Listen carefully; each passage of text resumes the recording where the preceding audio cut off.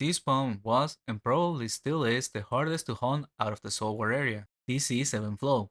But first, a quick disclaimer. Soulwares has been nerfed and buffed many times. As it currently stands, most of them are bad spawns to hunt unless you are able to hunt with double taints and do bigger lures. But that is not the target audience for this video. Instead, I'm giving the general information you need to know and 2 labs to hunt if you're looking to come hunt here with no taint, be it because you want charms or simply to challenge hunt. And because of my lack of recent recordings, I will use older hunt videos and give estimates, but that will result in being harder to get an accurate current XP per hour. With that said, let's begin. This spawn has 2 mechanics, the difficult one being Fear. Phantoms and Sea Devils can cast Fear, and when a player has this debuff, then it will run away in the opposite direction of the creature that casted it. During 3 seconds, you are unable to cast spells or equip items, while possibly running into more creatures or getting trapped by some. You can, however, use potions, runes, and magic shield potions. For runes, you can try to place a bomb or wall in the path you're taking, and if timed right, you will stop yourself from running.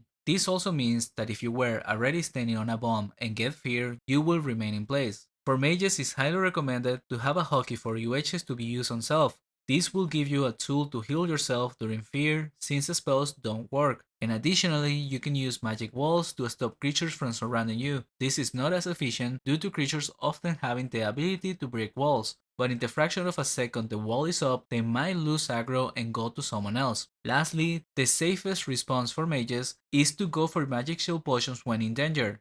It takes practice and getting used to being feared to come up with the decision making of what to do each time. Unfortunately for paladins, there is no good play to do. You cannot equip energy ring, and ultimate spirits don't heal you enough to keep you alive, so it's more important to try and use bombs or walls to put you in better positions, or be ready to use foods, which both mana and HP can be used when fear. But also with practice, you start noticing ahead of time when the fear is coming, since the creatures in here have an animation for it. It looks like a ghost around them, and then shortly after, their next attack will cast fear upon whoever they are targeting at the time.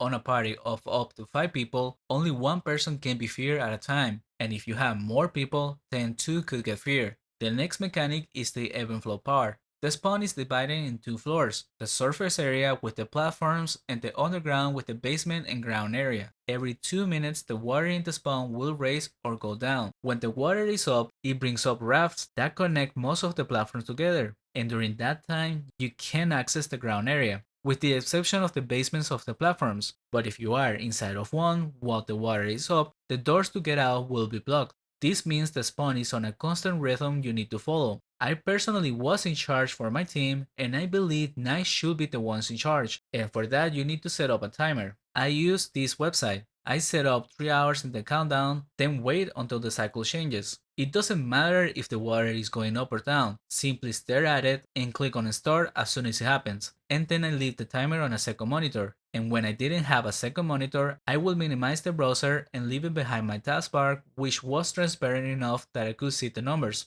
Others like to use their phones or some sort of clock. Whatever works best for you is fine, but you do need to have a timer going, and it's beneficial if more people have it as well. Even though my team relies on me for directions, it's bound to happen that I get distracted or hard focus on a pool and lose track of time, and it helps them when they have their own timer to know what the best course of action is. Due to this mechanic, it can be hard to follow a lab constantly. I will still give them to you, but it's important to know how the spawn works and when you need to make changes to the lab, for which there is also a way to reset it, which I will cover later. But for now, let's continue with the general information. For defense, the damage they do is ice, physical, and earth on the EK. A little bit more ice than the others, but pretty even. For mages, the ice takes even more priority. Most of it comes from the AoE spells and attacks from Sea Devils, and the chain attack from the Phantoms is the main source of fire damage. Offensively, you want to go with fire damage. They are weak to it and a little bit to energy, so this spawn favors sorcerers quite heavily, and Sea Devils being weak to holy is good for paladins.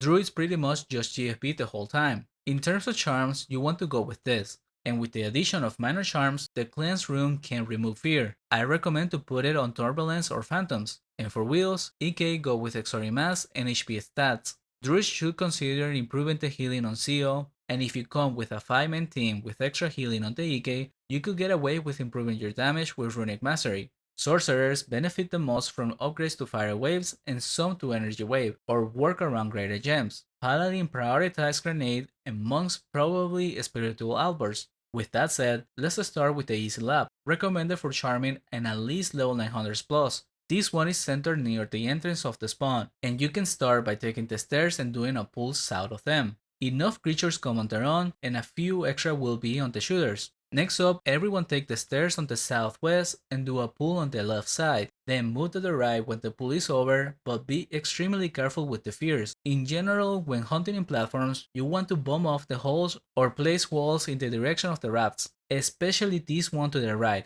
You don't want to ever get feared there. We call it the platform of death because if you fall down the hole there, you will pretty much die instantly. When the water goes up, you will now go south through the raft to the next platform, which by the way, to get in or out of rafts, you simply walk in the edge. Now, on the other side, you should get enough creatures for a pull right away, but in case somebody gets feared and ends up luring more, you might end up doing 2 pulls. Ideally, you want to do 2 at most, then go down the hole and again you have enough creatures for 1 pull here. It's recommended to not take the same hole the EK goes down or to wait 1 second after he goes in. Inside of these buildings, you'll only find turbulence and phantoms. I recommend to wait for armrest until the turbulence are on you, that way you try to fill in the remaining spots with phantoms. Once that's over, you can walk a bit further south to lure creatures back. The goal is to have enough for the second pool, and the water should have gone down in the meantime. Once you're done with the pool inside, you head out with the door by the right.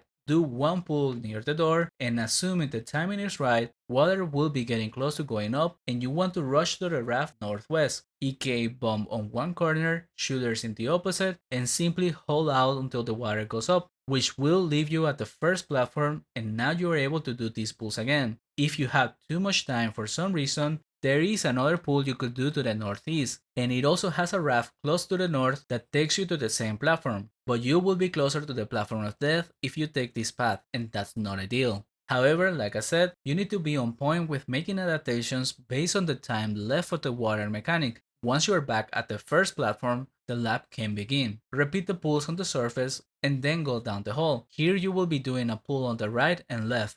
Once those are over, you leave through the door north, but because creatures have terrible target priority, close the door as the EK upon going out to hopefully get better aggro of monsters, and then shooters can follow shortly after. This time do the pull closer to the stairs on the platform, and then after that you can go northeast, but be ready to abandon the pull if needed to go back to the platform before the water goes up, and this one shouldn't have creatures this time, so you simply run straight south through the raft to the other platform and reset the lap. This is enough for teams with no charms, and possibly with charms if you are on the lower level range, and my estimate should be of around the 8kk raw. Now before I go into the next lap, which is enough for higher level teams with charms but no taints, let me cover the reset lap, which is useful to know regardless of how you're hunting. When the water is racing, if you are in the ground area, not standing on a raft, you will be teleported back to the entrance platform. So if you find yourself low on time or somebody gets feared on the way to a raft, the plan should be to everyone get off the raft and be standing on ground. That way everyone gets teleported together. And once at the starting area, you walk east.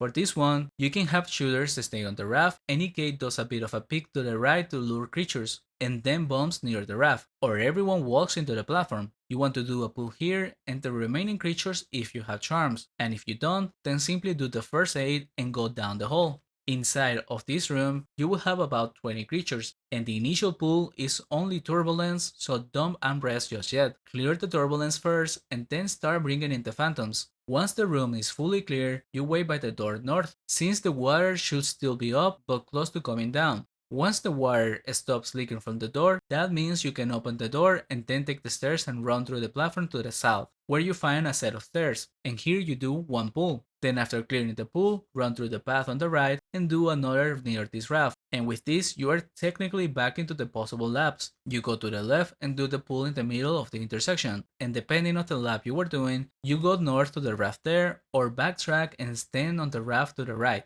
This will take you back into the lap you've been doing. So with that, let's cover the second lap, which you can very well start with the reset lap I just covered, in case you want to start when the water goes up, or if you're going when the water is coming down, then take the stairs south and do that pull. Then you will do the one to the right of it, possibly luring more creatures from the northeast. And when that is over, you go south to the intersection area or until you have enough creatures for the pull. With this, you will be very close in time to make it to the raft to the right. So have the EK go in first and fire a bomb on the further corner to the right, and shooters fire a bomb on the opposite corner and wait for the water to take you up. This leaves you on the south of the raft. Have shooters preferably bomb the raft before walking into it, because walking into them resets attack turns, so you will have to wait another second to place the bomb. Regardless of how you do it, EK should have enough creatures from what comes here. Then you should lure from the south to make a second pull. Optionally, you could have the EK go north to the platform of death and bomb near the raft. This is better if you have a higher level team, but if you are on the 1 to 1.1k range, avoid this platform no matter what.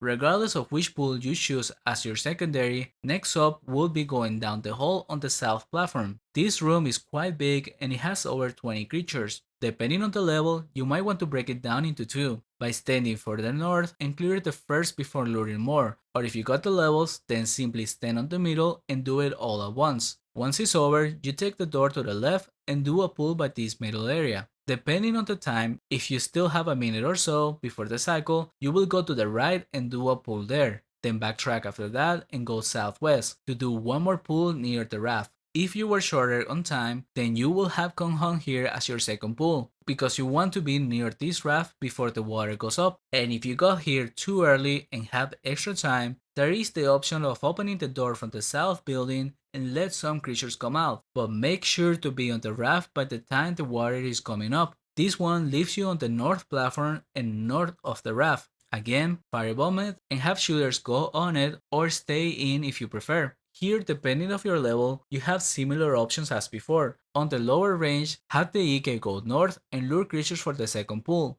On the higher range, take the raft across to the platform on the south and do a pull with the creatures that come on their own. Then regardless of your choice, for the secondary pull, you want to be going down into the building of the north, with around 40 to 50 seconds before the cycle changes. Once here, this is the biggest building there is, and it has enough creatures for 2.5 pulls. Even during a rapid event, you can stay on this building alone going back and forth. But right now, you want to be aiming for 2 pulls. On the lower level range, you start with the one by the south and then go north and do the second. On the higher end, you might want to do it all together, and then it's best to have the EK stand by the northeast side.